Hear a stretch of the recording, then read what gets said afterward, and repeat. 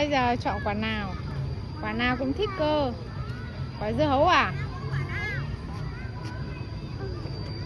Rồi.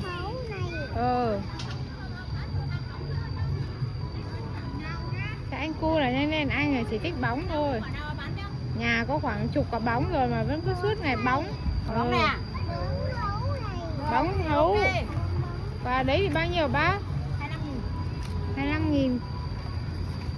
20 được không bác? Lại 5.000.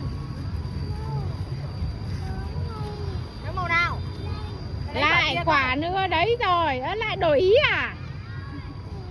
Quả nào? Quả này gì? Xanh này gì? Quả này 50k. Bóng ra.